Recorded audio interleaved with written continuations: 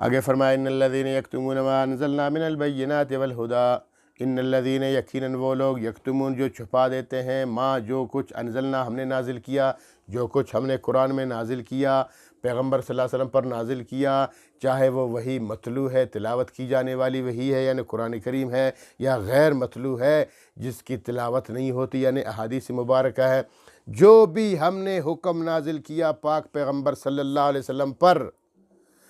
تو جو ان کو چھپاتے ہیں، ان احکامات کو چھپاتے ہیں، من البینات والہدا،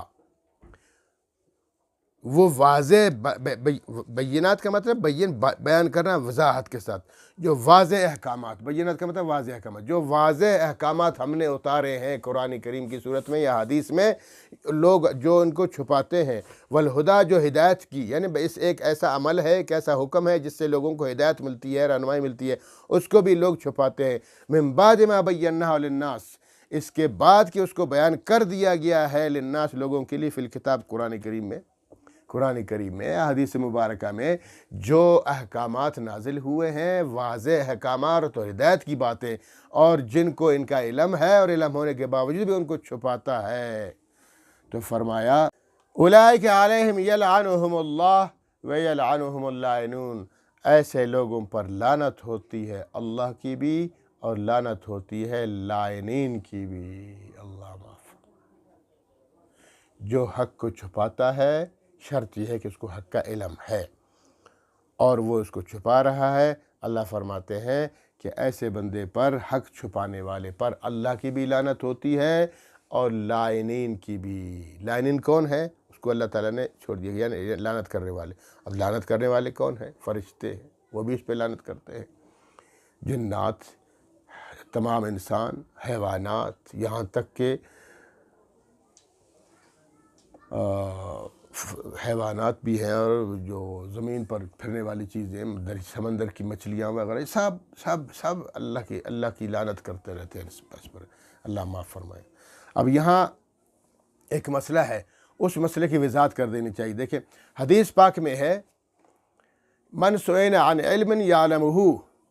جس شخص سے سوال کیا جائے کسی علم کے بارے میں، یعلمہ، اس کو شرط یہ کہ اس کو جانتا ہے، فکتمہ، اور اس نے اس کو چھپا دیا۔ یعنی حدیث پاک میں وضاحت ہے کہ ایک شخص سے کسی علم کے بارے میں پوچھا جائے اور اس کو اس کا علم بھی ہے اور وہ اس کو چھپا رہا ہے، تو اللہ کے رسول فرماتے ہیں الجمہ اللہ یوم القیامت بلجام من النار، قیامت کے روز اللہ تعالیٰ اس کو جہنم کی لگام لگا دیں گے، جہنم کا لگام اس کے منہ میں لگ جائے گا۔ اللہ معاف۔ حق چھپانے والا کتنا بڑا مجرم ہے، اور حق چھپانا کتنا بڑا جرم ہے، کہ اللہ فرماتے ہیں کہ اللہ کی لعنت ہے اور لاعنین کی لعنت ہے اس پر۔ نبی پاک فرماتے ہیں قیامت کے دن اللہ تعالیٰ اس کو جہنم سے اس کو لگام لگا دیں گے، کہ دنیا میں اس نے خود اپنے اوپر لگام لگا دیا اور آخرت میں اس کو،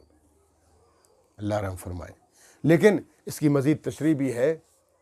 تشریح یہ ہے، عبداللہ ابن مسعود رضی اللہ عنہ فرماتے ہیں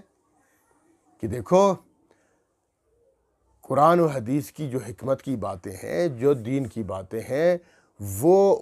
جو واضح ہے، واضح، دیکھیں یہاں بھی اللہ نے فرمایا جو واضح ہے، جو وضاحت کے ساتھ ہے، ان کو بیان کرنا ضروری ہے، چھپانا جرم ہے۔ لیکن کچھ ایسے احکامات بھی ہیں کہ وہ انسان کی سمجھ سے بالاتر ہیں، عوام الناس کی سمجھ سے، چونکہ ان کے پاس علم نہیں ہے، وہ پہلے تو سمجھیں گے نہیں، سمجھ کے بھی اس پر عمل نہیں کر سکتے، تو ایسی باتوں کو چھپانا چاہیے، کیونکہ ایسی باتیں اگر ظاہر کریں گے عوام کے سامنے تو فتنہ اٹھ سکتا ہے۔ یہ عبداللہ بن مسعود رضی اللہ عنہ فرماتے ہیں، اور حضرت علی رضی اللہ عنہ کیا فرماتے ہیں کہ دیکھیں عقل و فہم، پہلے سب سے پہلے وہ تقریباً یہی ہے، کیا تم ایسی باتیں لوگوں کے سامنے کرو گے کہ لوگ اللہ کی تکذیب کریں گے، اللہ کو جھٹلا دیں گے؟ نہ، ایسی باتیں نہ کرو، ہر شخص کے علم و فہم کے مطابق اس سے بات کیا کرو، اس کا علم، اس کی فہم کم ہے تو اسی حساب سے اس کو سمجھاؤ، اگر اس کا علم زیادہ ہے، اس کی فہم زیادہ ہے تو اس کو اسی حساب سے سمجھا دو۔ یہ حضرت علی کرم اللہ وجہ فرماتے ہیں، اگر تم کم علم اور کم فہم والے بندے کے سامنے بڑی دانائی اور حکمت کی باتیں کرو گے، وہ سمجھ نہیں پائے گا، وہ اللہ کی تکذیب کرے گا، چٹلا دے گا کہ یہ کیا سدی ہے، میں نہیں مانتا۔ اس لیے آگے فرمایا، حدیث میں یہ بھی فرمایا گیا، لا تمنعوا الحکمت اہلہا، حکمت کو، دانائی کو منع مت کرو، اہلہ ان کے اہل۔ ابھی ایک شخص کو دیکھا وہ اہل علم ہے، حکمت و دانائی سے بھرپور ہے، اور تم کہ لیکن اس کی حکمت، اس کی دانائی کم ہے، تو اس کو اور حکمت دو، اور دانائی دو، اور علم اس کو پہنچاؤ۔ اگر تم منع کرو گے، فرمایا لا تمنعوا الحکمت اہلہا، اگر تم منع کر دو گے علم و حکمت کو اس کے اہل سے، اہل علم سے، فتظلموہم، پھر تم ظلم کر رہے ہو ان پر، اور اہل علم پر تم بہت ظلم کر رہے ہو۔ اور آگے فرمایا ولا تمنعوا فی غیرہا، غیر اہلہا فتظلموہا، اور اگر تم اس کے غیر پر، یعنی اہل علم نہیں ہے وہ، اہل فہم نہیں ہے، آپ ان کو سکھا رہے ہو، سمجھا رہے ہو، پھر ظلم کر رہے ہو۔ یعنی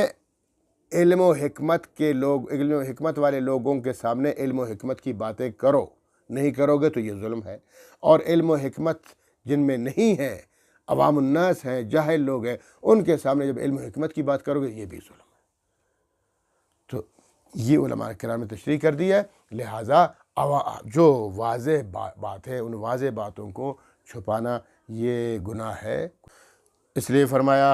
الا الذین تابوا، ہاں مگر جنہوں نے توبہ کی، کہ پہلے انہوں نے علم و حکمت کو چھپا دیا اور ابھی سمجھ گئے کہ بھائی میں نے غلطی کر لی ہے، تابوا نے توبہ کر لی، واصلحوا اپنی اصلاح کر لی۔ اصلاح کیسے کر لی؟ کہ علم و حکمت کی باتیں پھیلانا شروع کر دی، وبینوا، اور بیان بھی کر دیا کہ بھائی مجھ سے غلطی ہو گئی، میں نے یہ بات چھپا دی تھی آپ لوگوں سے، اب میں بیان کر رہا ہوں۔ فَأُولَٰئِکَ أَتُوبُ عَلَیْہِم، پھر ایسے لوگوں پر اللہ تعالیٰ ان کی توبہ قبول فرماتے ہیں۔ وَأَنَا التَّوَّابُ الرَّحِیم، اللہ فرماتے ہیں وَأَنَا، اور میں، التواب، توبہ قبول کرنے والا، اور رحیم، رحم کرنے والا ہوں۔ میں تو رحم کرنے والا ہوں، توبہ قبول کرنے والا ہوں، جس سے بھی کوئی غلطی ہوئی ہے توبہ کرے، معافی مانگے، میں معاف کر دوں گا۔ وارحم الراحمین ذات ہے۔